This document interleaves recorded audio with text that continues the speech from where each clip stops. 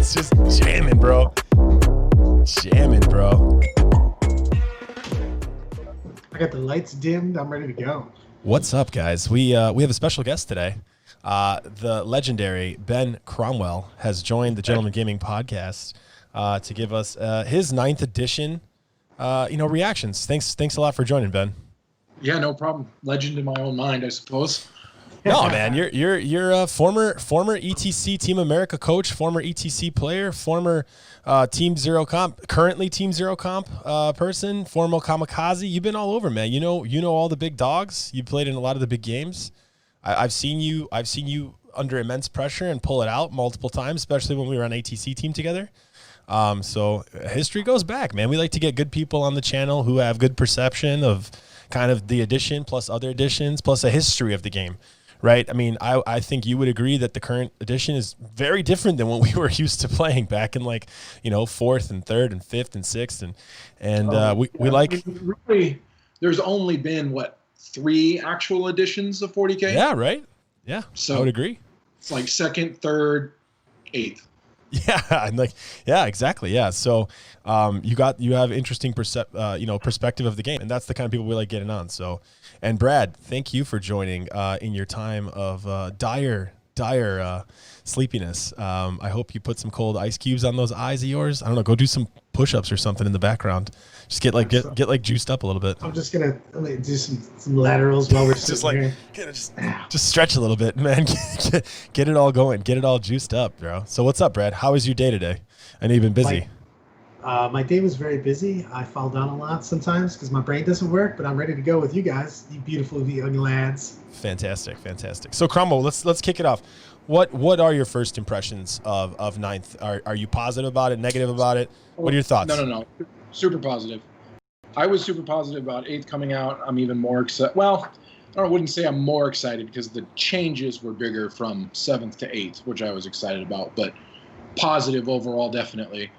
I like most of the changes. Some of the changes don't make sense, like points costing and stuff like that, but that might make more sense now that we're starting to see units getting extra wounds and longer ranges on guns and adjustments on stats and stuff like that. So some of that stuff might make more sense once all that stuff comes out.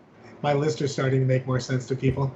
Because people are like, why are you taking those weapons? Stuff and reasons. Stuff and things. Future. Yeah, Brad is a playtester, so he's been playing with lists that no one gets for 4 months. Yeah, but he's like, that's stupid. Why would you ever do that? I'm like, because. So it sounds like not only were you optimistic about the initial launch, but you're still optimistic even more so after some of the new releases. Is that right? Yes, definitely. Yeah. It also is refreshing that they're taking, I don't know if you would say more seriously or more interest in the competitive scene than in the past, especially now they hired on Mike Brandt. You can definitely tell with the new mission format that they were taking competitive or match play more seriously. So those are all good indicators also. I like a lot. I 100% on that comment, Ben, is because I really think that everything that came out in the FAQ today was more of a don't do dumb shit in tournaments FAQ. Yeah. Drop pods can't leave combat. You can't reserve a fortification. No, you can't smite a million times. Just all. I love the Grey Knight. The Grey Knight correction. It's like, no, you can't smite, and no, we're not fixing it. Yeah, it is what it is. Yeah, but I'm saying it's like most of these things are they're literally kind of competitive play FAQs though, because those things really don't come into play on a relaxed whatever game in the basement. You're just coming over and hanging out. Those are actual, you don't want someone doing some nonsense to you in a match play game, and they came out and said, hey, okay, and I feel bad. I'm sorry whoever had to write those FAQs, because that guy got that on his desk and was like, I have to tell people that something they can't move can't leave. Are you kidding me? like this is a real thing I got to write? Write it, they had to clarify warp time. So it just happens. So it is what it is. I don't think they were shocked. So Cromwell, what did you think about the missions then? Overall, I like them. Yeah, definitely. Have you gotten in any games in Boise yet? with the new Yeah, with the new I've missions? gotten in a handful of games. All right, great. Yeah, me and Brad have voiced our opinion a number of times. We can definitely tell you what we think, but I'd like to get you to break down kind of the missions. What you think of them versus the former ITC missions versus ETC missions. You have a lot of experience playing a lot of different types of formats. So, what's your overall take? Compared to those other ones, it feels like it's 90% of the way there, 80, 90% of the way there.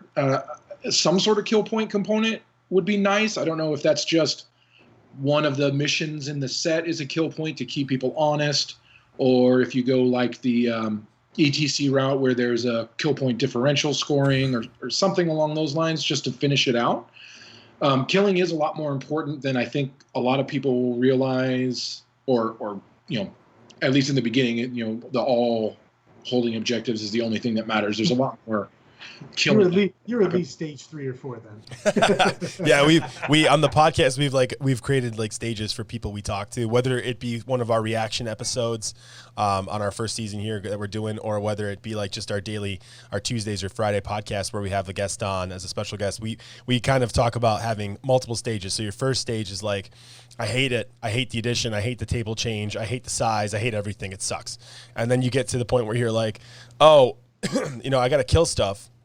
So I'll take like a killy army and like shoot things. And you're like, oh no, I don't have to kill anything. I just have to survive on objectives. That's like stage 3.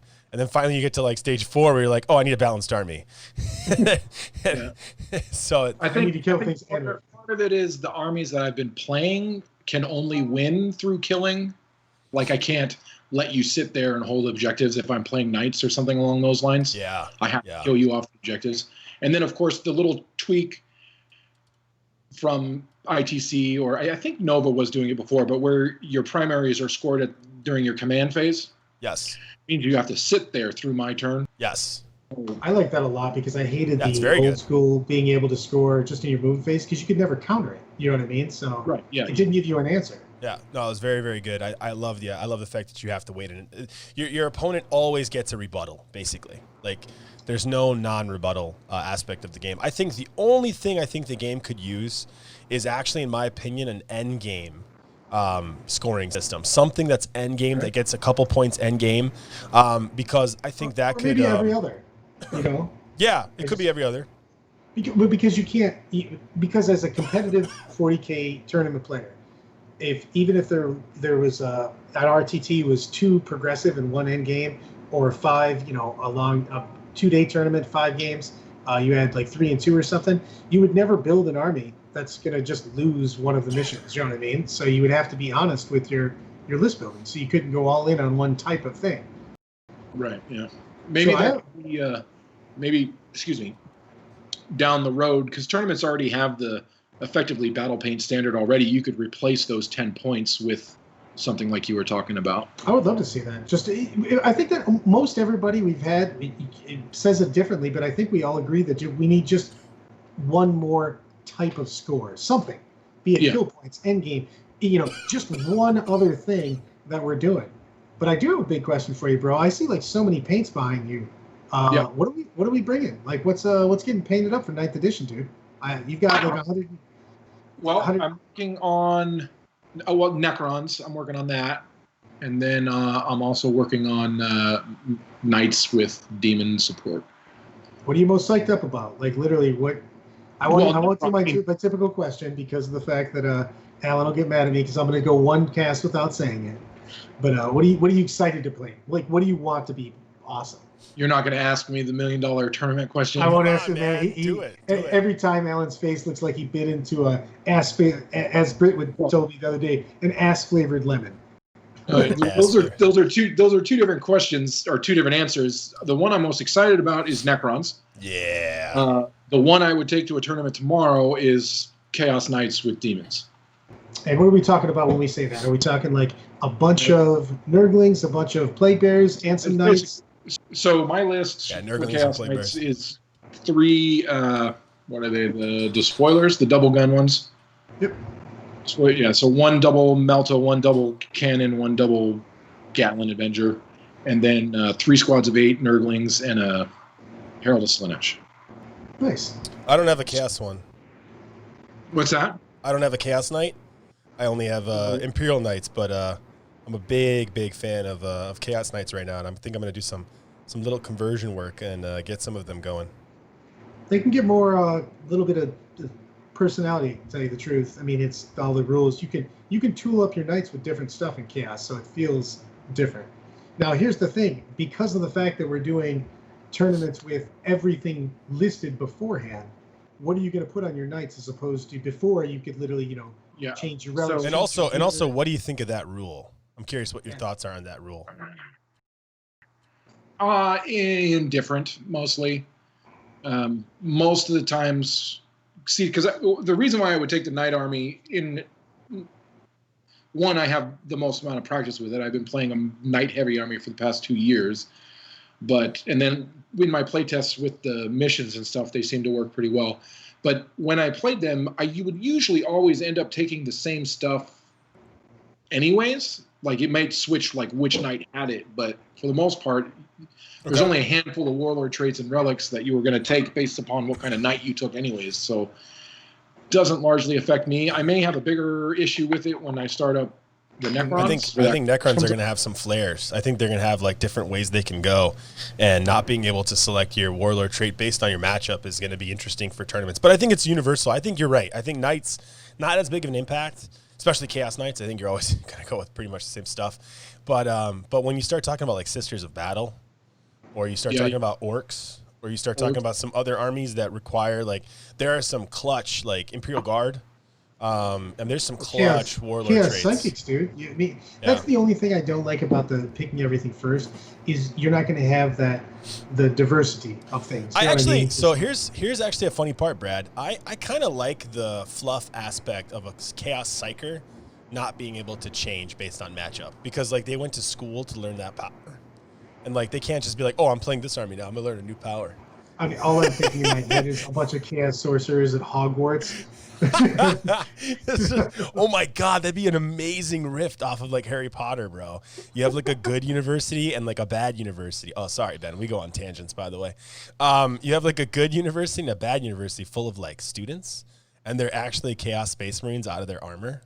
And like they're all like sorcerers trying to become better, and like there's like 4 schools. There's four clubs in the school, right? But like instead of like Gryffindor, there's Tzeentch, Slaanesh, Nurgle, and Khorne. And like Khorne just beat up people. They're like horrible at psychic powers, like the comic relief. They're like Wingardium Leviosa, and like the guy accidentally stabs someone in the face. They're all beaters in the Quidditch. That's amazing. Oh my God, we need to figure that out, Brad. But dude. What do you guys have? Is there anything running over here? Because every state's been like all over the place as far as what's been happening. Idaho's super not running anything in COVID time. I'll tell you that right now. The Boise Cup got canceled, which is our biggest one a year, and then like league play has been basically off. You can set up garage games with people, which is basically how I've had to play. But other than that, nothing. That's a bummer, man. Same thing here. Everything seems to be slowly but surely getting. I mean, as of right now, college football just got canned. So, that has nothing to do with our 40K cast, but I'm pretty sad about it. I mean, it's really good. You don't have to watch Ohio State like fall off of the mountain they're on and just be horrible at football. So I mean, that's good. That's not bad, right? I mean, that's a good thing. Half the power right there. So I come back from defeats. Yeah, I'm hearing news. I'm hearing words of tournaments next year already canceling. So they're going ahead and just saying no. Yeah, really? Next year, Cromwell. Yeah. There's a couple. Well, I guess there are a couple very big tournaments who are already in talks of canceling now, so they have to pay nothing, so they don't have any issues. I was about to say, because the financial obligation is pretty large, especially if you don't come through. If you're guaranteeing hotel rooms and everything else, which is a lot of people do for whatever their venue is. I'd be willing to bet that Reese and Frankie at Frontline would want to cancel LVO if they could, but Vegas is dying for events and money, so they're like, nope. If we can have it for any reason, you're gonna have to run it per contract. Also, Nevada does not give a fuck right now. Apparently, well, events are not happening, Brad. No. Actually, no. Nevada can't do events right now, Brad. My Salesforce event got canceled. I had a small. I don't know how big the Salesforce event was, they have casinos open. Like but events are different. So like the casino is like up to you to go there and come in and out. But like events are like 50, 60,000 people. All of those are canceled in Nevada. like the big conferences in like the big conference rooms. Still weird. I wonder how they're going to run it with something like that. I wonder what the minimum or maximum basically is. Like, right? Well, how about this, man?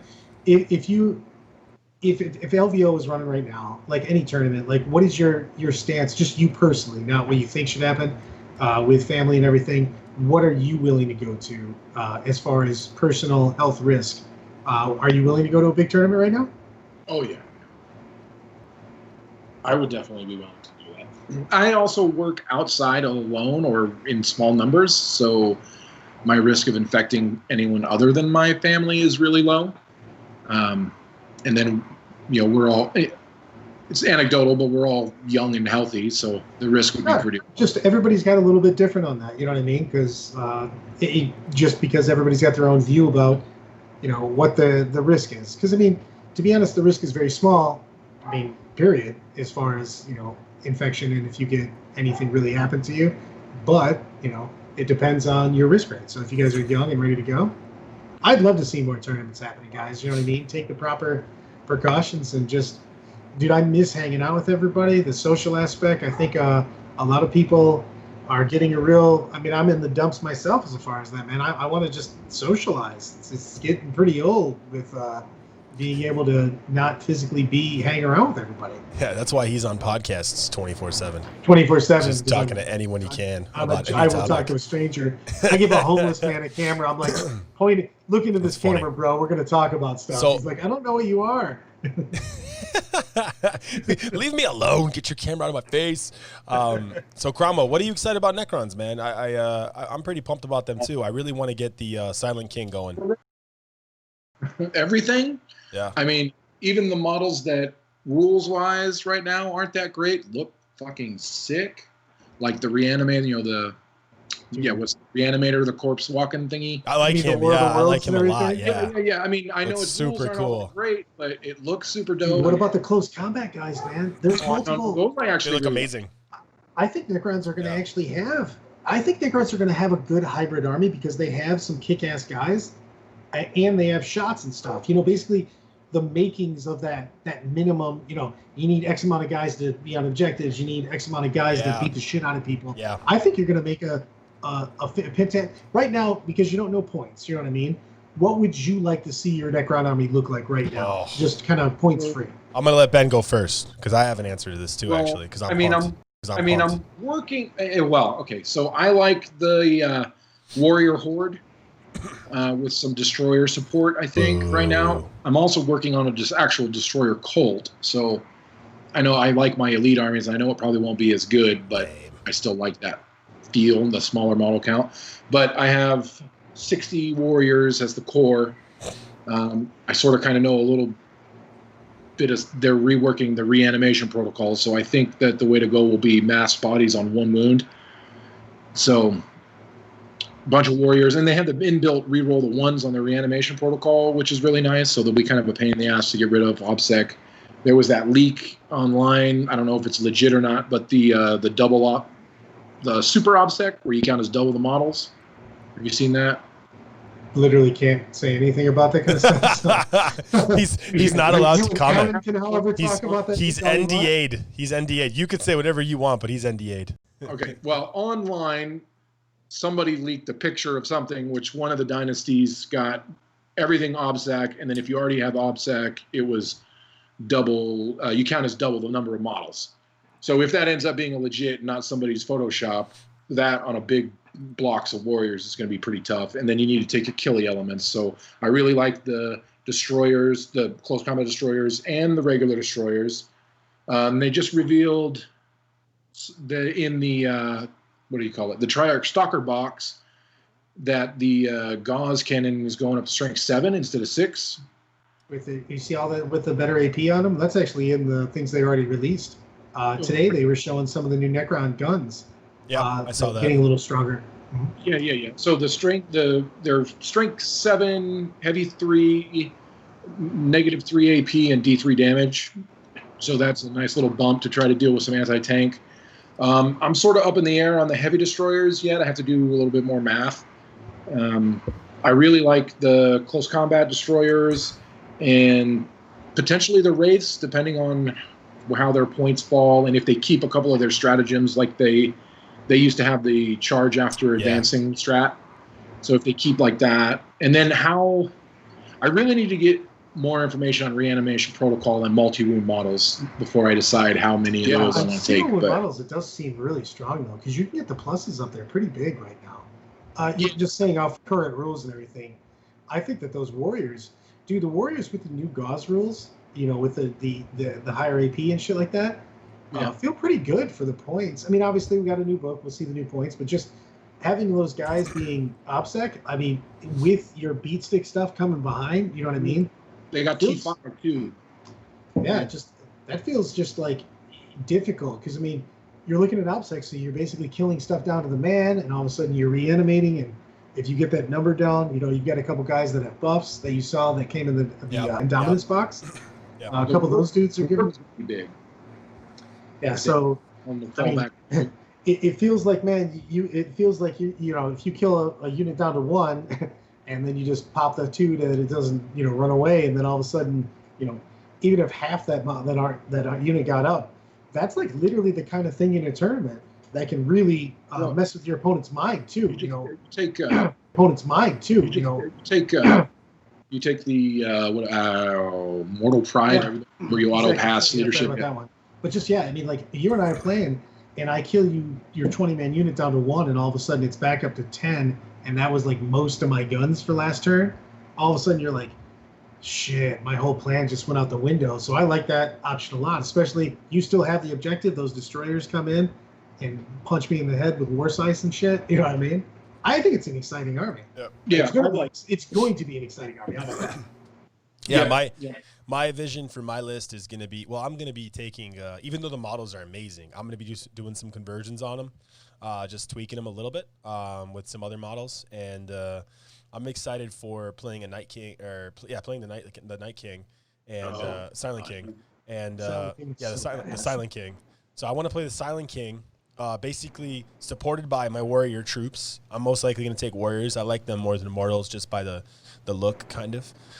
So surrounded by kind of warriors with like an assault unit of some type there too, like a bully unit, just to help them out. And that's gonna be like my main force. And then I'm looking at things like flayed ones, death marks, bikes. Dude, the new death mark gun. Yeah. Anything really that can like come in from reserves, like snipe characters, come out from board edges with low power level enough so that I can get a decent sized unit.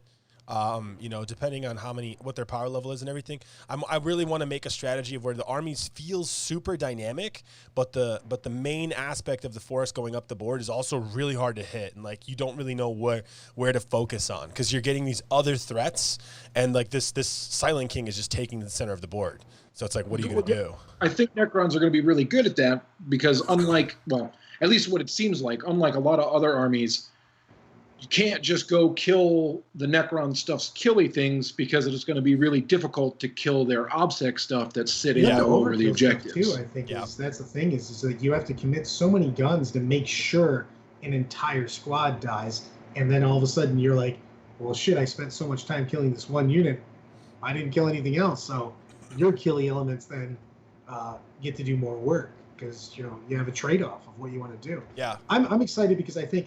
But basically, both you guys said a completely different army, and I like that a lot because I think that you're going to have two to four basically viable tournament builds. You know what I mean? Coming out of this, and I just think that's exciting because I hate that certain armies got into this groove where it's only one build. You know what I mean? Yeah, well, I think with 9th, you're going to have a lot of builds available to you now, and like that's kind of that build that I mentioned. I try to do that build with every army I play. So I'm trying not to make like Sisters of Battle armies with like 150 dudes. I'm trying to make an army where, you have, a couple dudes in the front, like a pretty good basic foundational support structure that's taking center of the board with enough to do that. But then a bunch of stuff coming in from table edges or reserves or manipulating things. I mean, Repenta Sisters coming in with Miracle Dice is gross. Like, you better be blocking out the whole table, because if you're not... Dude, you're talking about your demons now.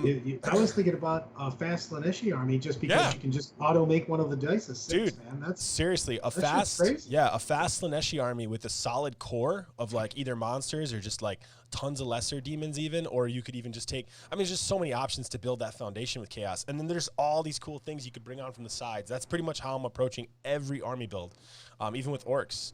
The Death Dread coming on from the board edge, gross. With 3d6 charge from Evil Sun's strat, I mean, it's just disgusting.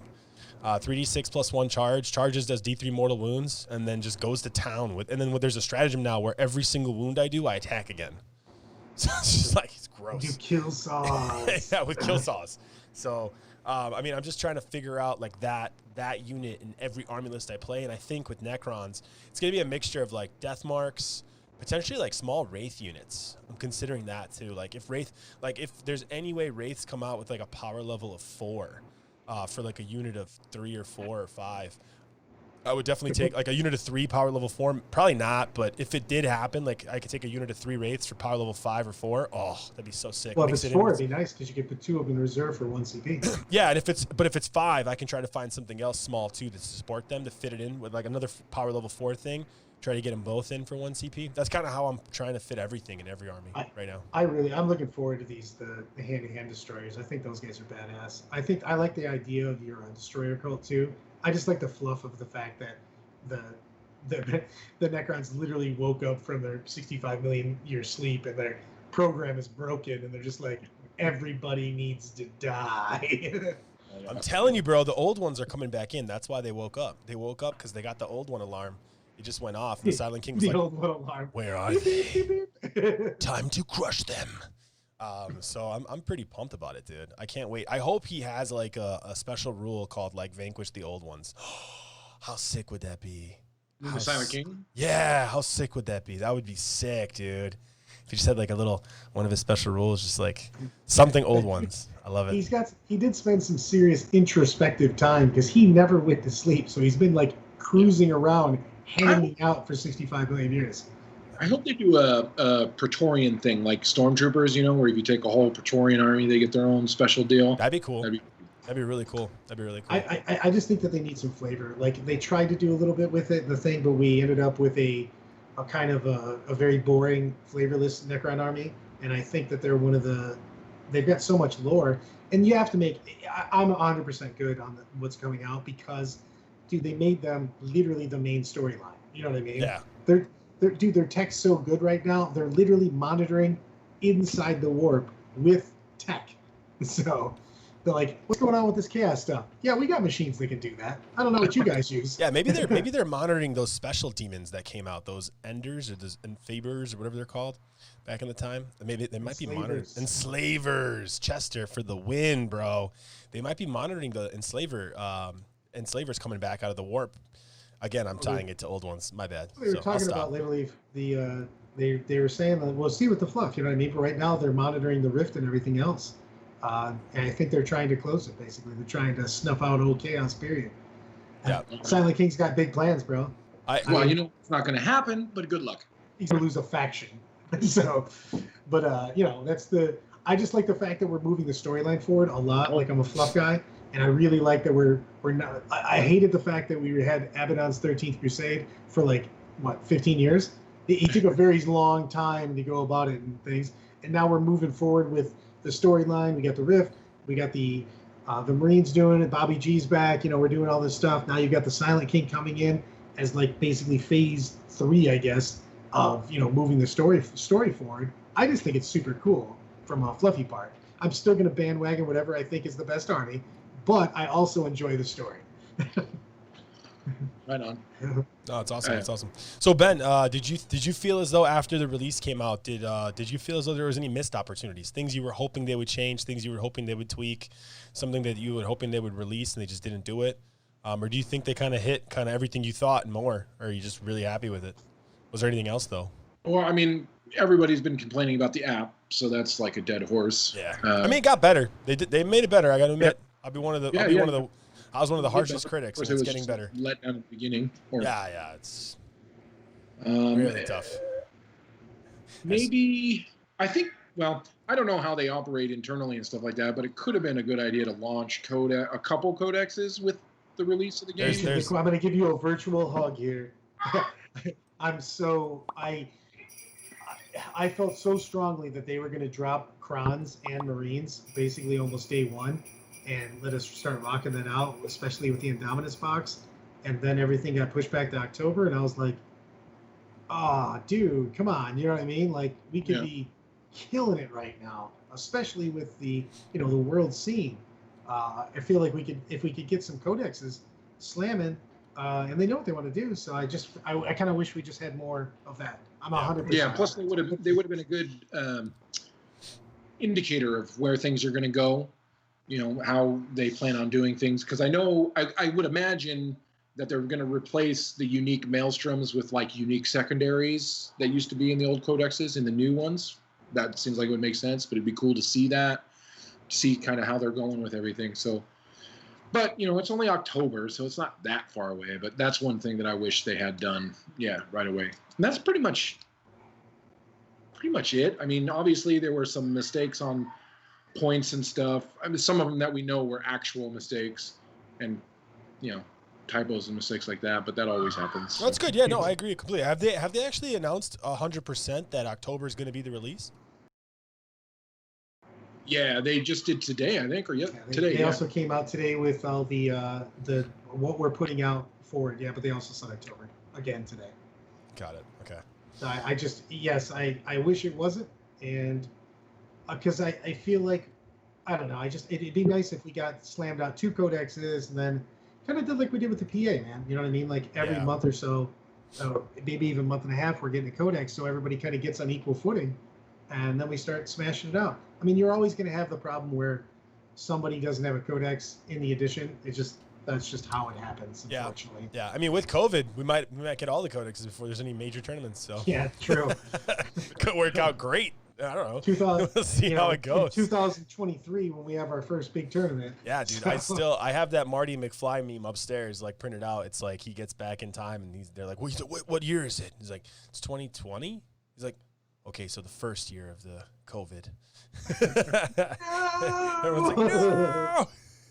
So I love that one. So Cromwell, we don't really get this opportunity very often because we've interviewed a lot of people, but we haven't interviewed that many ETC people.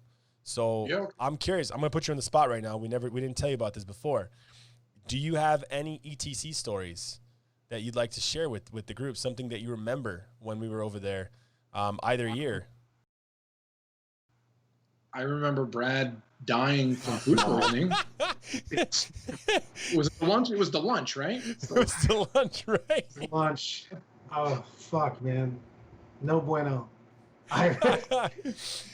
Sparks was trying to book behind my back. He was trying to see if he could get me on a plane a day earlier so I could just go home and go to the hospital. I was so fucked up. I have 2 awesome Ben Cromwell stories. One, and I'd love Ben to weigh in on these. So the first one is, what was your reaction to Joe Cherry's Chaos Space Marine list when we were going to ATC?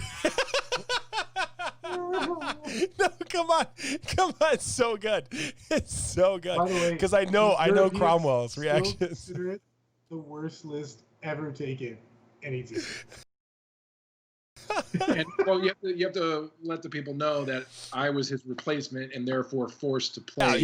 But I know you really liked it a lot. You thought it was extremely unique and creative and attacked at all cylinders. So I wanted to get your opinion about, how amazing that army was. You said some words, but I was most bummed because I was going to come back a year or 2 after I was the coach to get a chance to play my own list, and I couldn't make it that year. So I was most bummed because my only showing was with that pile of garbage. And I still love the after day 1 talk we had about that. And I go, Ben, you got to stop actually trying to win and just try to minimize how badly you get your head kicked in. Just get a point. Don't even play real. Just sit there. You're like, what? I go, what do you think you could do with that list? You're like, yeah, man, just nothing. Points. 5 points is what I can do. Yeah. Oh, that was one of my favorites. And my second favorite was in Serbia. We were in that alleyway by the restaurant, the pizza restaurant. We were all like going out one night, And bro, you and Mitch, I think, got into the most heated argument about some rule. I couldn't remember it. But Cromwell literally in the middle of the alley knew the page. He's like, no, I know the fucking page of this rule, bro. Like it's on this page of the rule book. The shawarma, it was next to the shawarma place. Yeah, it was right next to the shawarma place. Yeah, I remember that, man. I don't even remember the rule. I don't even remember the rule you guys were arguing about, but I just thought it was hilarious that in the middle of the argument, you're like, I don't remember bro, the rule, but I remember page that. 236, bro. Second paragraph, fourth line, third word. You know, like you knew the spot of it, which was funny because you just fucking mic dropped him on a rule. It was so good, dude. But Mitch was really good at rules too at that time. He was our coach that year, I think, and Cromwell was our coach the year before. So it's like they were like the two coaches fighting off on a rule. It was so great. I loved it. And you know, if anyone knows Mitch, he doesn't back down even when he's wrong. So it's the teacher in him, which was hilarious. I'm sitting there eating something, like, you know, just keep my mouth shut, like just listening to this going on. I was laughing so hard because they were just heated, man. It was heated. I think Cromwell was still mad about playing Joe Cherry's list like 2 hours earlier. So no. Well, maybe because that would have been after the game that I actually won against England. Okay. I don't know if you remember that or not, but so I was pretty happy that night. That's good. That's good. Nah, man, I won a game and I'm gonna win this rules debate, and that's it. That's all I gotta win when I'm here. But these two things, right? I'm gonna win this. Right? I'm gonna win many games. I'm gonna win this. I'm gonna win many games. I'm gonna win this damn thing. Nah, but you've been a great teammate. I know, and anyone who's been a teammate with you in anywhere would say the same. I mean, at ATC, you were pretty much one of our anchors on our team that year. So it was great. It was always fun times, man. But no, ETC was a blast. I think we have a lot of really, really good stories. I love the first thing you brought up is that Brad almost died. You know, the year after Cromwell, you know that Brad went the year after again to Serbia and packed an entire suitcase full of like protein bars. Yeah, I had heard. Yeah. I had so much stuff, dude. It was insanity. I was like, I'm not dying again, son of a bitch. Screw you, Serbia. Stop trying to kill me. So funny. I loved it. Every moment of it. So, I mean, other than Necrons, other than Chaos Knights, anything else you painting up? I know you paint up other models here and there. Did you play any AOS? You seem like a guy that would play AOS. I never asked you. What do you mean? We played in the LVO together. Did we? No. No, me and Bill Souza did. Were you? You might have still been doing 40K at that time. Yeah, I think that was probably the year before I joined AOS. It was the first year. Oh, okay. Yeah, no, I was definitely not playing it then. I only played AOS, the LVO before. So not this January that just passed, but the LVO before that.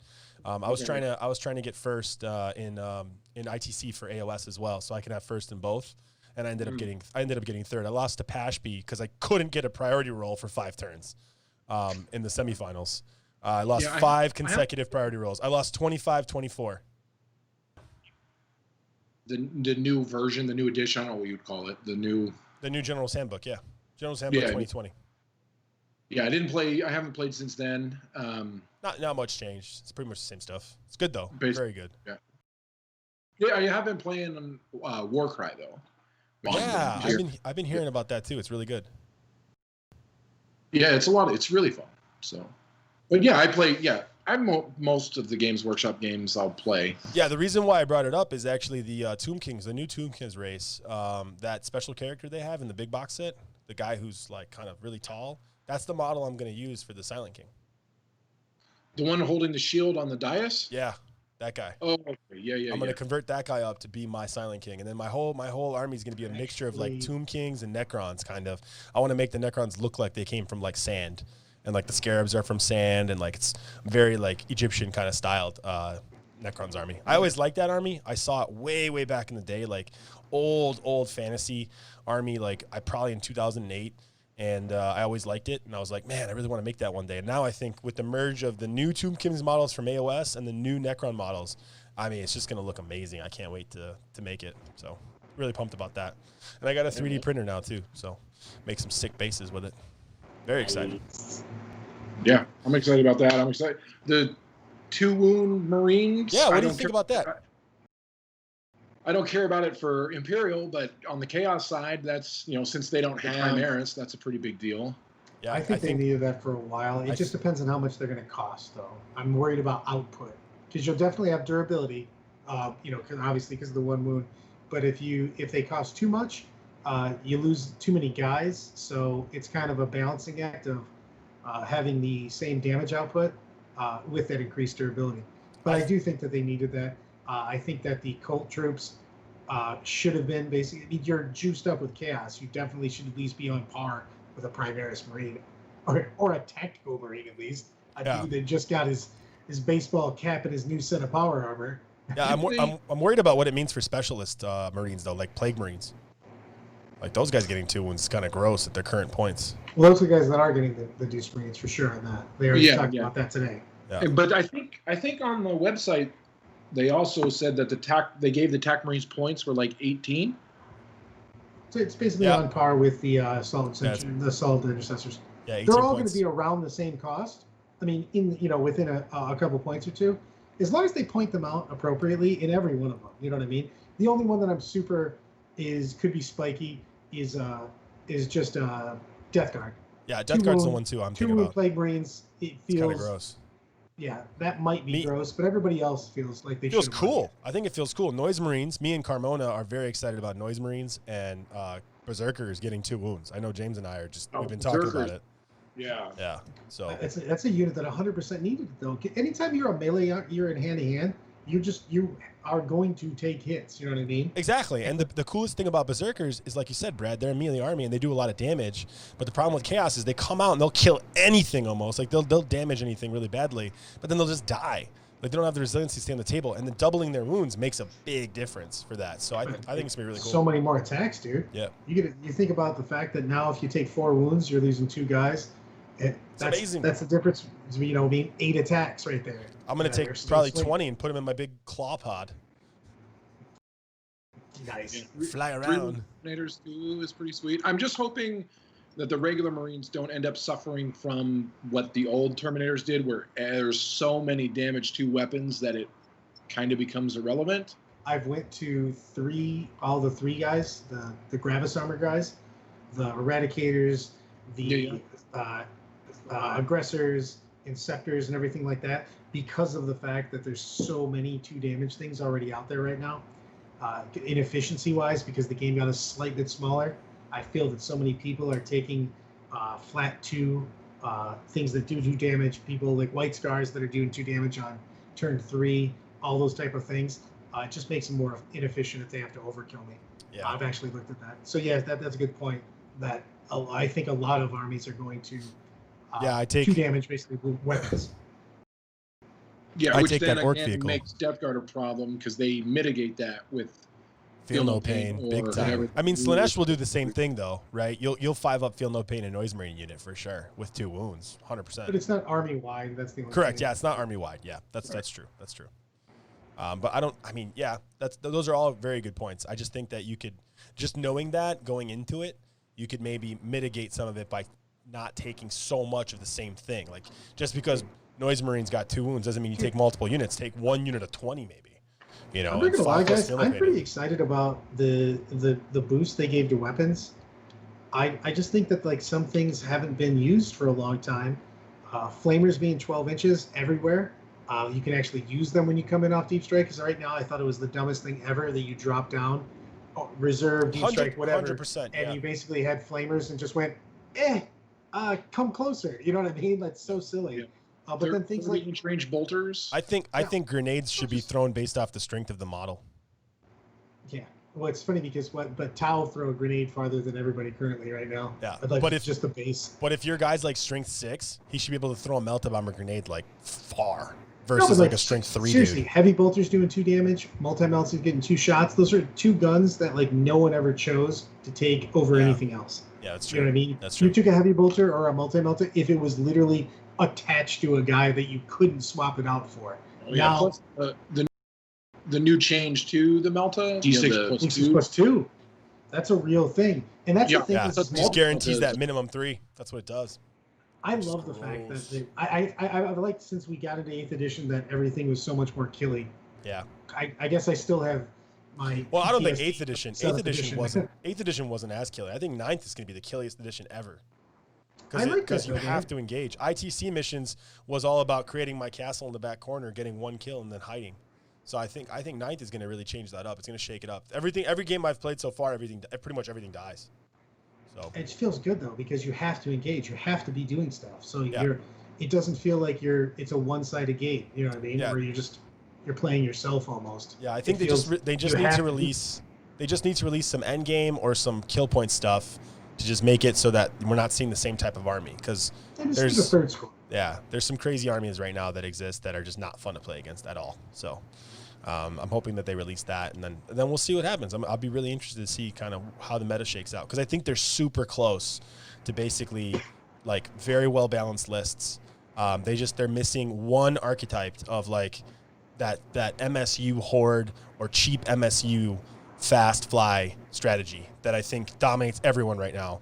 But the moment they release like kill points or end game, a lot of those armies fall apart because they lose a lot during the course of the game. And right now the way they're winning is they're jamming people into deployment zones, they're jamming people back, they're forcing people to not be able to get to objectives, getting up really high in the first 3 turns, and then losing everything pretty much by turn 4 or 5, and then it's a totally different game.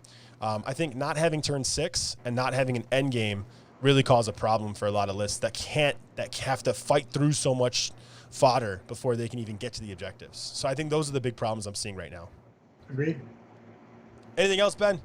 This is a pleasure, my friend. I really appreciate you joining the No, cast. I don't think This is so. a pleasure, my friend. So I really appreciate you joining the cast. I don't think I think so. we're I'm good. gonna let Brick come back up here. I think we're doing this a little late. we're good. I'm gonna let Brick come back up here. We're doing this a little late. I don't wanna be No rude worries, by my guys. wife, so- Thank you so much again, Ben, for joining. No the worries, cast. We guys. really appreciate Thank you to be so on. much And again, Chester, Ben, for as joining the cast. We always. really appreciate you to be on. And Chester, as Play by intent. always, roll your dice in the open. Stay classy. Play by intent. Roll your dice in the open. Can't miss Stay your classy. cue, bro.